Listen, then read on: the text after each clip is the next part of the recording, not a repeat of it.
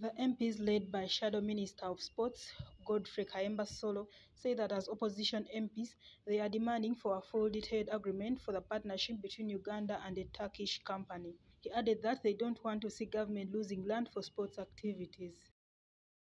So, as much as we agree for its development and upgrading, we want to know. Last week, we saw the Minister for Sports with the President telling the country that we have entered an agreement with a Turkish company to develop Lugogo Cricket Oval. We have seen many incidences where land has been given to investors to develop, and we end up losing that land.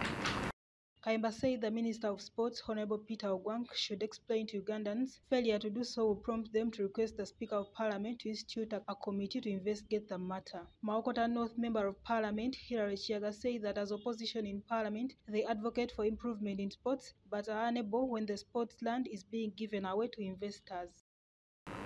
We want government to get interest and get interested in the sports fraternity. It is the way to go. But we cannot do it if we don't have land. Let land allocated for sports be maintained for sports, and land for sports doesn't mean just football. We want a fully grounded sports ground, because when you go to Nambole, for example, a boxers a fully grounded complex. Chiaga added that the country can develop the sports fraternity when it doesn't have land.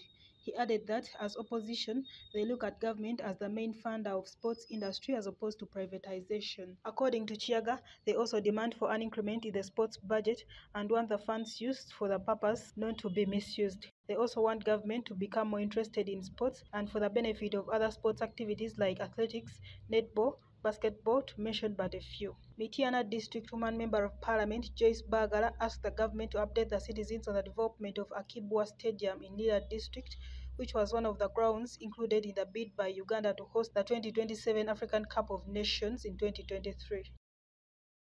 So we would like to know what the regime is doing, an update on the redevelopment of that stadium, because we are in 2023 and in the bid to host AFCON 2027, they said one of the stadiums that were listed was Kibwa Stadium in Lira. So we would want an update before they actually sell off the other stadiums that we have. Mityana South MP Richard Rumu wants government to be cautious of spectators who come in the country pretending as investors in a bid to protect the interest of Ugandans. I'm not saying developing the land is bad, but we need to safeguard the interest of Ugandans.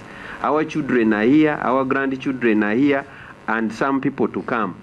So if every property is given away to so-called investors and all the interests of Ugandans are flashed and given to those people, how are our children going to inherit this country when actually the interests are given away? You can say you are Ugandans when you are like some countries in Africa. Amina Shakira Nalugo reporting for TV Africa.